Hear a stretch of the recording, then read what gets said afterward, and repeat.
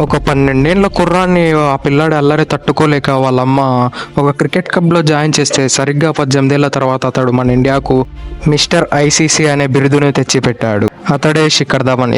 ఇతని క్రికెట్ కెరియర్లో మన ఇండియాకు ఎన్నో గ్రేట్ విజయాలు మరియు ఎన్నో గ్రేట్ ప్రారంభాలు అందించాడు ఓపెనింగ్ వచ్చి. అందులో fastest century on test debut, అది కేవలం 85 బాళ్లలోనే లంచ్కు ముందే కొట్టేసి పడేశాడు. ఆ రికార్డ్ని ఇప్పటికీ ఎవరు టచ్ కూడా చేయలేకపోయారు. 5784 ఐపీఎల్ రన్స్, 29 ఓడిఐ సెంచరీలు, most runs in 2013 and 2017 champions trophy, most force in IPLs 750 force. ఇతడి టెక్నిక్ అంత పర్ఫెక్ట్గా లేకున్నా ఇతడు బ్యాటింగ్ స్టైల్తో ఇండియాకు ఎన్నో మ్యాచెస్ ఒంటి చేత్తో గెలిపించి పెట్టాడు మన ఇండియా.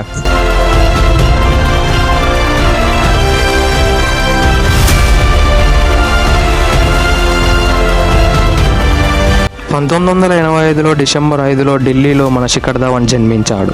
శిఖర్ ధవన్ యొక్క పూర్తి పేరు శిఖర్ ధవన్. శిఖర్ ధవన్ యొక్క ఫాదర్ పేరు మహేంద్రపాల్ ధావన్, అలానే వాళ్ళ మదర్ పేరు సునైనా ధావన్. అలానే ఇతనికి ఒక సిస్టర్ కూడా ఉంది, ఆమె పేరు శ్రేష్ఠ ధావన్. శిఖర్ ధవన్ అయితే ఒక చాలా అల్లరి పిల్లోడు. వాళ్ళ అమ్మగారు ఇతడి అల్లరిని తట్టుకోలేక ఒక రూమ్లో అతన్ని పెట్టి బంధిస్తే అతడు క్రిటికి గ్రిల్ను తీసుకొని మరి బయటకు వచ్చి అల్లరి చేసేవాడంట. అంత అల్లరి పిల్లవాడు. సరిగ్గా 12 ఏళ్ళప్పుడు వాళ్ళ అమ్మగారు ఇతడి అల్లరిని తట్టుకోలేక సోనేట్ క్రికెట్ క్లబ్లో ఇతన్ని జాయిన్ చేసేశారు. ఇతని ఆట అతడి కోచ్కు నచ్చి అతడికి జాయిన్ అయిన అదే దాడిలో అండర్ 15లో ఛాన్స్ కూడా ఇచ్చారు సోనేట్ క్రికెట్ క్లబ్లో. ఇచ్చిన అవకాశాన్ని ఉమ్ముపాలు చేసుకున్న అదే టోర్నమెంట్లో ఇతడు 100 కూడా కొట్టేశాడు. మొదటిగా అతడు ఒక కీపర్ బ్యాట్స్మెన్గా ఆ స్క్వాడ్లోకి జాయిన్ అయ్యాడు. కానీ అతడి బ్యాటింగ్ స్టైల్ మరియు అతడి అగ్రెసివ్ నేచర్ని చూసి తన కోచ్ తనని కీపింగ్ని వదిలేయమని చెప్పి అతడు ఓన్లీ బ్యాటింగ్ మీద ఫోకస్ చేసి అతన్ని అంచెలాంచెలుగా ఎదిగించాడు అతని బ్యాటింగ్లో. ఇక అతడు క్రికెట్ని మరియు చదువుని మేనేజ్ చేయలేక 12th డ్రాప్ అవుట్ అయిపోయాడు. ఆ తర్వాత విజయ్ మర్చెంట్ ట్రోఫీలో 2020 సంవత్సరంలో తను క్లబ్ తరపున అండర్ 16 ప్లేయర్గా ఇన్నింగ్స్ని మొదలుపెట్టాడు. ఆ ఇన్నింగ్స్లో అతడు మొత్తం 755 రన్లు కొట్టి విజయ్ మర్చెంట్ ట్రోఫీలో అతడు బ్యాటింగ్ స్టైల్, అతడి బ్యాటింగ్ అగ్రెసివ్ నేచర్ని చూసి అదే నెక్స్ట్ ఇయర్లో అతడికి విజయ్ హజారే ట్రోఫీలో కూడా సెలెక్ట్ అయ్యాడు నార్త్ జోన్ తరపు నుంచి.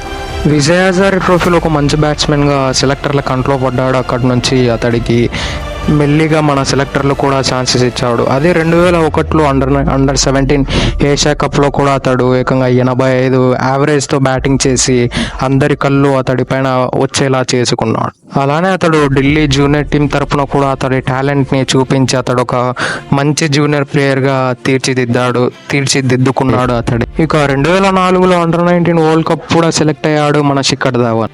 ఆ వరల్డ్ కప్ నుంచే మన శిఖర్ ధవన్కి మిస్టర్ ఐసీసీ అనే బిరుదు కోసం అక్కడి నుంచి హంటింగ్ మొదలయ్యింది. ఆ అండర్ 19 టోర్నమెంట్లో ఏకంగా 84 యావరేజ్, అలానే 505 రన్లతో ఆ టోర్నమెంట్లో మ్యాన్ ఆఫ్ ద టోర్నమెంట్గా నిలిచాడు. ఈ అండర్ 19 వరల్డ్ కప్తో తన ఉనికిని ప్రపంచానికి తెలియచేశాడు.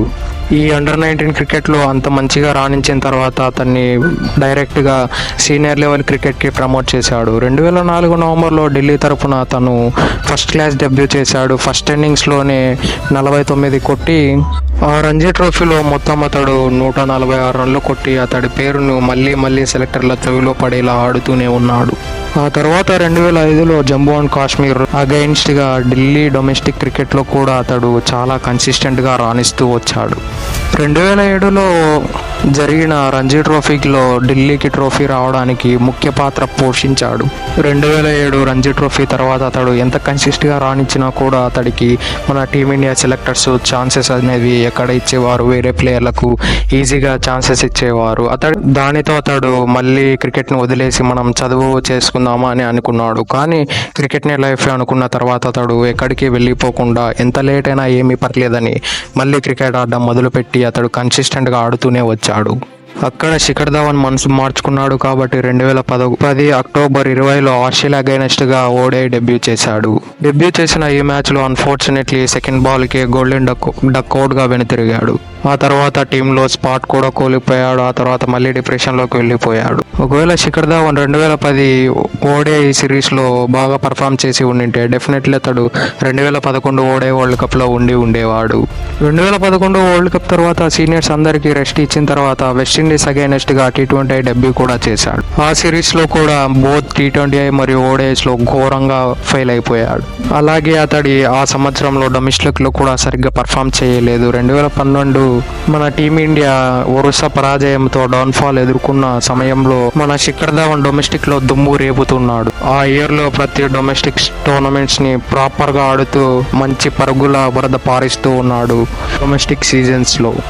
ఆ పర్ఫార్మెన్స్ చూసిన మన టీమిండియన్ సెలెక్టర్స్ 2013లో మళ్ళీ ఇంకో ఛాన్స్ ఇచ్చారు టెస్ట్లో ఆస్ట్రేలియాకి అగైనెస్ట్గా. ఆ సిరీస్లో అతని స్టామినా ఏందో చూపించాడు మన వరల్డ్ క్రికెట్కి.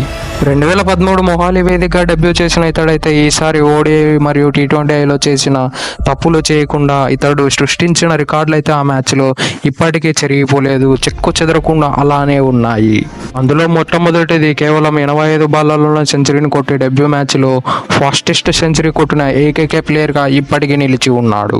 అలానే ఆ మ్యాచ్లో టోటల్గా 187 రన్లు కొట్టాడు. అది కూడా ఇంతవరకు ఏ ప్లేయర్ బ్రేక్ చేయలేకపోయాడు మన ఇండియా తరఫు నుంచి. ఆ టెస్ట్ సిరీస్ తర్వాత మన సెలెక్టర్లు మళ్ళీ ఓడిఐస్లో ఛాన్స్ ఇచ్చారు. ఇక్కడ నుంచి మన టీమిండియా మళ్ళీ ఒక ఓపెనర్ కోసం తిరిగి వెనక్కి చూడలేదు. అతడు అంత బ్రిలియంట్గా పర్ఫామ్ చేశాడు. ఈ సెకండ్ ఛాన్స్ని 2 చేతులతో అందిపుచ్చుకున్నాడు. ఇక అక్కడి నుంచి ప్రతి ఐసీసీ టోర్నమెంట్లో మన ఇండియాని ముందుందించి నడిపించి అక్కడి నుంచి అతడు మిస్టర్ ఐసీసీ అనే బిరుదుని సాధించాడు. ఇక్కడ నుంచి అతడు ఎన్నో మ్యాచ్లు ఒంటి చేత్తో గెలిపించి మన ఇండియాకు సునాయాసంగా విజయాలు అందించేవాడు. ముఖ్యంగా ఓడిఐస్లో అయితే రెచ్చిపోయి ఆడేవాడు. ఆడిన ప్రతి ఐసీసీ టోర్నమెంట్లో అతడే హైయెస్ట్ స్కోరర్గా ఉండేవాడు. మీకు ఇక్కడ చిన్న శాంపిల్ చెప్తా వినండి. 2013 363 రన్లలో అతడే హైయెస్ట్ రన్స్ గెటర్ అక్కడ ఛాంపియన్ ట్రోఫీలో. 2015 ఓడిఐ వరల్డ్ కప్లో కూడా 412 రన్లు కొట్టి ఇండియా తరఫున టాప్ అతడే. అలానే ఓవరాల్గా చూసుకుంటే టాప్ 5లో ఉన్నాడు. 2017 ఛాంపియన్స్ ట్రోఫీలో కూడా 339 రన్లు కొట్టి అందులో టాప్ స్కోరర్గా నిలబడ్డాడు. 2019లో అన్ఫార్చునేట్లీ అతడికి ఇంజూరీ అయ్యి బ్యాక్ అయ్యాడు. కానీ లేకుంటే అతడు ఉన్నట్టు మనం డెఫినెట్లీ ఈజీగా మనం కప్పు కొట్టి ఉండేవాళ్ళం. అది కూడా అతడు ఆస్ట్రేలియా పైన ఒక థంబ్ బ్రేక్ అయిపోయినా కూడా ఆ మెంటాలిటీతో కార్యాన్ చేసి సెంచరీ కొట్టి మరీ అతడు ఇంటికి ఇంజురీతో వెనుతిరిగాడు. ప్రతి ఐసీసీ ఈవెంట్లో ధావన్కి ఏకంగా 70 యావరేజ్ మెయింటైన్ చేసేవాడు. 70 యావరేజ్ వరల్డ్లోనే ఇంతవరకు ఎవరూ మెయింటైన్ చేయలేదు ఐసీసీ ఈవెంట్స్లో. ఐసీసీ ఈవెంట్స్ అంటే లిటిల్ బిట్ ప్రెజర్ ఎక్కువ ఉంటుంది. టీంని విన్ చేయాలి, ఇక్కడ విన్ చేస్తేనే మనకు కొంచెం కిక్ అనేది ఉంటుంది కాబట్టి. ఇక ఐపీఎల్ విషయానికి వస్తే 2008లో ఏప్రిల్ 19 ఢిల్లీ డేర్ డెవిల్స్ తరఫున ఇతడు డెబ్యూ చేశాడు. ఆడిన ఫస్ట్ మ్యాచ్ ఇతడు 50 కొట్టి అందరి కళ్ళు అతడి పైన పడేలా చేసుకున్నాడు. ఆ తర్వాత ముంబై ఇండియన్స్ మరియు ఢిల్లీ క్యాపిటల్స్లో చేరాడు. ఆ తర్వాత అంత మంచి సక్సెస్ని చూడలేకపోయాడు. 2014లో ఎస్ఆర్హెచ్కి వచ్చిన తర్వాత మళ్ళీ అతడి పరుగుల వేట మళ్ళీ బ్యాక్ వచ్చేసింది. ఆ తర్వాత 2019లో మళ్ళీ హోమ్ టీంకి ఆడాలని ఢిల్లీకి మళ్ళీ ట్రేడ్ అయిపోయాడు. ఇక పర్సనల్ లైఫ్ విషయానికి వస్తే 2012 అక్టోబర్ 31లో ఆయుష్ ముఖర్జీ అనే ఒక కిక్ బాక్సర్ని పెళ్లి చేసుకున్నాడు. ఈమె పుట్టింది ఇండియాలోనే, కానీ ఈమె గ్రో అయిందంతా ఆస్ట్రేలియాలో. అలానే ఈమె శిఖర్ ధావన్ కన్నా 10 ఏళ్ళు పెద్దది కావడంతో ఈమెకు ముందుగా ఒక పెళ్ళి అయింది. ఆ హస్బెండ్తో 2 ఆడపిల్లలు కూడా ఉండేవారు. అయినా కూడా అతడు ఆమెనే పెళ్లి చేసుకున్నాడు. ఆ తర్వాత వీళ్ళిద్దరు కలిపి ఒక అబ్బాయి పుట్టాడు. ఇప్పుడు శిఖర్ ధావన్ 2 కూతుర్లకు తండ్రి మరియు ఒక సన్ కూడా తండ్రి. అన్ఫార్చునేట్లీ ఈ బాండ్ కూడా బ్రేక్ అయిపోయింది. 2022లో ఈ బాండ్ కూడా బ్రేక్ అయిపోయింది. ఇక శిఖర్ ధావన్ హాబీస్ విషయానికి వస్తే అతడికి టెన్నిస్ మరియు స్విమ్మింగ్, ఫ్లూట్ వాయించడం అంటే అతడికి ఎంతో ఇష్టం అంట. అలానే ఇతడి ఫేవరెట్ క్రికెటర్స్ వచ్చి ఇండియా నుంచి అయితే సచిన్ టెండూల్కర్, అలానే ఆండ్రూ ఫ్లవర్ ఇతడికి ఫేవరెట్ క్రికెటర్స్ అంట.